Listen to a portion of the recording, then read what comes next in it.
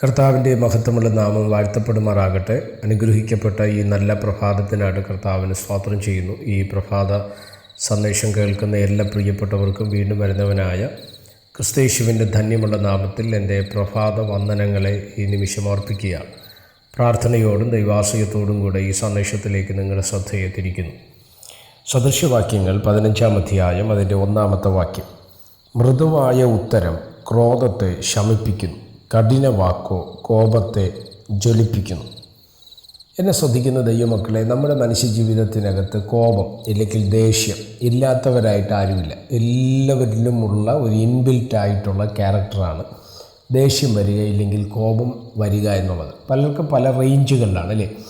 പല വീടുകൾക്കകത്ത് സമാധാനം നഷ്ടപ്പെടുത്തിയ അല്ലെങ്കിൽ കൊലപാതകങ്ങളിലേക്കോ മറ്റ് ദുഷ്ടപ്രവൃത്തികളിലേക്കോ വഴിമാറിയത് കോപത്തിലൂടെയാണ് അല്ലേ. കോപം വന്ന് ഭാര്യ അടിച്ചു കൊല്ലുന്ന, ഇല്ലെങ്കിൽ കോപം വന്ന് മക്കളെ ഉപദ്രവിക്കുന്ന, അല്ല കോപം വന്ന് ഭർത്താവിനെ ഉപദ്രവിക്കുന്ന, ഇല്ലെങ്കിൽ മക്കളെ ഉപദ്രവിക്കുന്ന സ്ത്രീകൾ, പുരുഷന്മാർ, കുഞ്ഞുങ്ങൾ ഒക്കെ ഇന്ന് നമ്മുടെ ലോകത്തിൽ സ്വാഭാവികമായി കണ്ടുവരുന്ന ഒരു ഭാഗമാണ്. മാത്രമല്ല പലർക്കും നിയന്ത്രിക്കാൻ കഴിയാത്തൊരു സ്വഭാവമായിട്ട് ഈ കോപം മാറുന്നതായിട്ട് നമ്മൾ ശ്രദ്ധിക്കപ്പെടുന്നത്. ദൈവമക്കളോടുള്ള ബന്ധത്തിൽ തിരുവചനം എന്താണ് ആ വിഷയത്തിന് നമുക്ക് നൽകുന്ന മറുപടി വളരെ കൃത്യമായിട്ട് തിരുവചനത്തിലൂടെ നമുക്ക് മനസ്സിലാക്കുവാൻ തക്കവണ്ണം കഴിയപ്പെടുന്നുണ്ട്. എന്നെ ശ്രദ്ധിക്കുന്ന ദൈവമക്കളോട് ഞാൻ തിരുവചനം മനസ്സിലാക്കിയപ്പോൾ, തിരുവചനം ഞാൻ പഠിക്കാൻ ശ്രമിച്ചപ്പോൾ എനിക്ക് മനസ്സിലായ ഒരു കാര്യം ഞാൻ നിങ്ങളോട് പറയാൻ ആഗ്രഹിക്കുകയാണ്. കോപം കൊണ്ട് ഒരു മനുഷ്യനും ഇന്നേ ഒരു നേട്ടം അവരുടെ ജീവിതത്തിനകത്ത് ഉണ്ടായിട്ടില്ല. അതുകൊണ്ട് നഷ്ടമല്ലാതെ ഇല്ലെങ്കിൽ തിന്മയല്ലാതെ ഒരു നന്മ അതുകൊണ്ട് ഉണ്ടായ ചരിത്രം ഇല്ലവേ ഇല്ല. പലരുടെയും ജീവിതം തകർന്നതിൻ്റെ പുറകിൽ, പലരുടെയും ശുശ്രൂഷകൾ പോലും നഷ്ടപ്പെട്ടതിൻ്റെ പുറകിൽ പെട്ടെന്നുള്ള കോപത്തെ നമുക്കവിടെ വില്ലനായിട്ട് കാണാൻ കഴിയും. നിയന്ത്രിക്കാൻ കഴിയാത്ത കോപങ്ങളുള്ള പലരും ഉണ്ട്. സ്തോത്രം. അവിടെയാണ് ഈ വാക്യത്തിൻ്റെ പ്രസക്തി. എന്തുവാണ്? മൃദുവായ ഉത്തരം ക്രോധത്തെ ശമിപ്പിക്കുന്നു, കഠിന വാക്കോ കോപത്തെ ജ്വലിപ്പിക്കുന്നു. ഒരാൾ നമ്മോട് ദേഷ്യപ്പെട്ട് കഴിഞ്ഞാൽ നമ്മൾ തിരിച്ചെന്ത് ചെയ്യും? ദേഷ്യപ്പെടും അല്ലേ. എന്താണ് അതിന് ദൈവവചനം പറഞ്ഞത്? ഒരാൾ നമ്മോട് ദേഷ്യപ്പെടുന്നുവെങ്കിൽ നിങ്ങൾ പതിയെ സാവധാനം മൃദുവായൊരു ഉത്തരം നൽകും. ആ കോപം എന്ത് ചെയ്യും? അടങ്ങും. അതാണ് പറയുന്നത്.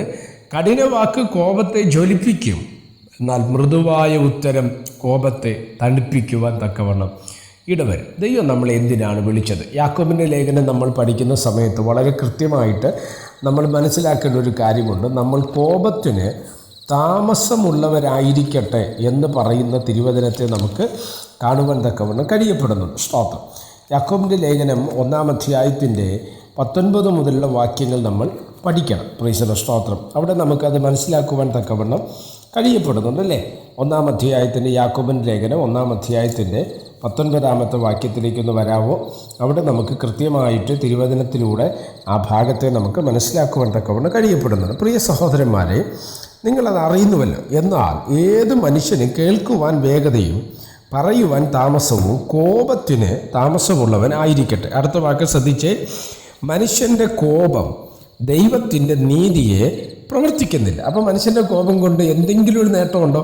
ദൈവനീതിയെ പ്രവർത്തിക്കുന്നതല്ല മനുഷ്യൻ്റെ കോപം എന്ന് പറഞ്ഞാൽ അർത്ഥം. അതുകൊണ്ട് നമുക്ക് ശരീരത്തിനോ മനസ്സിനോ കുടുംബത്തിനോ സഭയ്ക്കോ ദേശത്തിനോ ഒരു ഗുണവുമില്ല നഷ്ടമല്ലാതെ. സ്തോത്രം.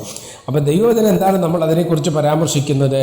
കോപത്തിൻ്റെ മറുപടി കോപമല്ല. സ്തോത്രം. കോപം കൊണ്ടല്ല നമ്മൾ അതിന് മറുപടി കൊടുക്കേണ്ടത്. പകരം മൃദുവായ ഉത്തരം നൽകിയാൽ നമ്മൾ തയ്യാറായാൽ, സ്തോത്രം, ദൈവം നമ്മളെ സഹായിപ്പാൻ തക്കവണ്ണം ഇടവരും. ബ്രിട്ടീഷ് എന്ന ഉരുക്ക് സാമ്രാജ്യത്തെ ഇന്ത്യയിൽ നിന്ന് ഓടിക്കാൻ നല്ല സ്തോത്രം ശക്തമായി അധ്വാനിച്ചൊരു മനുഷ്യനാണ് മഹാത്മാഗാന്ധി അല്ലേ. അദ്ദേഹം എന്തിനാ തോക്കിന് പകരം തോക്ക് ചൂണ്ടിയാണോ? അല്ല, അഹിംസ എന്ന് പറഞ്ഞ ആ ഒരു ആയുധം ഉപയോഗിച്ചിട്ടാണ് ബ്രിട്ടീഷിനെ ഇന്ത്യൻ മണ്ണിൽ നിന്ന് തുരത്തുവാൻ തക്കവണ്ണം ഇടവന്നത് അല്ലേ. അപ്പോൾ കോപം കൊണ്ട് ഒരിക്കലും ഒരു നന്മ നമുക്ക് ഉണ്ടാകത്തില്ലെന്നും കൂടെ നമ്മൾ എന്ത് ചെയ്യുക? മനസ്സിലാക്കുക. എഫെസ്യർക്ക് എഴുതിയ ലേഖനം 4-ാം അധ്യായത്തിൻ്റെ 29-ാമത്തെ വാക്യം നിങ്ങളത് ശ്രദ്ധിച്ച്, കേൾക്കുന്നവർക്ക് കൃപ ലഭിക്കേണ്ടതിന് ആവശ്യം പോലെ ആത്മീക വർധനയ്ക്കായി നല്ല വാക്കല്ലാതെ ആകാത്തതൊന്നും നിങ്ങളുടെ വായിൽ നിന്ന് പുറപ്പെടരുത്. അപ്പോൾ ദൈവം നമ്മളോട് പറയുന്നത് എന്തുവാണ്? കേൾക്കുന്നവർക്ക് കൃപ ലഭിക്കേണ്ടതിന് നല്ല വാക്ക് പറയുവാൻ നമ്മൾ തയ്യാറാകണം. എന്നെ ശ്രദ്ധിക്കുന്ന ദൈവമക്കളോട് ഇന്ന് പ്രഭാതത്തിൽ ഞാൻ പറയാൻ ആഗ്രഹിക്കുന്ന ഒരു കാര്യമാണ്, നമ്മുടെ കോപം കൊണ്ട് ഒരിക്കലും ഒരു നന്മ നമുക്കുണ്ടാകത്തില്ല. നമ്മുടെ ആത്മീയത ചോരും, നമ്മുടെ വിശുദ്ധ ജീവിതം തകരും. ഇതൊക്കെയാണ് സംഭവിക്കാൻ സാധ്യതയുള്ളത്. അതുകൊണ്ട് കോപിക്കാതെ ജീവിപ്പാൻ കർത്താവിൻ്റെ ആത്മാവ് നമുക്ക് കൃപ നൽകേണ്ടതിന് നമുക്ക് പ്രാർത്ഥിക്കാം. അതിനുവേണ്ടി നമുക്ക് ശ്രമിക്കാം, പ്രാർത്ഥിക്കാം. പരിശുദ്ധനായ ദൈവമേ, സ്വർഗീയ നല്ല പിതാവേ, ഈ സന്ദേശത്തിനാട് സ്തോത്രം ചെയ്യുന്ന, ഈ സന്ദേശം കേൾക്കുന്ന എല്ലാ പ്രിയപ്പെട്ടവരെ തൃക്കരങ്ങൾ തരികയാണ്. അവിടെ നിന്ന് ചെറുകടിയും മറയ്ക്കുകയും സഹായിക്കുകയും അനുഗ്രഹിക്കുകയും ചെയ്താണ്. ഈ സന്ദേശം അനേകർക്ക് അനുഗ്രഹത്തിന് കാരണമാകണം. ആരുടെയെങ്കിലും ജീവിതത്തിനകത്ത് കോപം ഒരു വില്ലനായിട്ടുണ്ടെങ്കിൽ കർത്താവ് അതിനെ ദൈവം റിലീസ് ചെയ്യണം. ആ സ്വഭാവത്തെ മാറ്റി ശാന്തമായ താഴ്മയുള്ള സ്വഭാവങ്ങളെ ദൈവം കൊടുത്ത് അനുഗ്രഹിച്ചാണ്. സ്വർഗം അങ്ങനെ ചെയ്യും. മഹത്വം അങ്ങേക്ക്. യേശു കർത്താവിൻ്റെ നാമത്തിൽ പ്രാർത്ഥനകളെ കേൾക്കണം. സ്വർഗീയ നല്ല പിതാവേ, ആമേൻ. എല്ലാവരെയും ദൈവം അനുഗ്രഹിക്കട്ടെ. God bless you.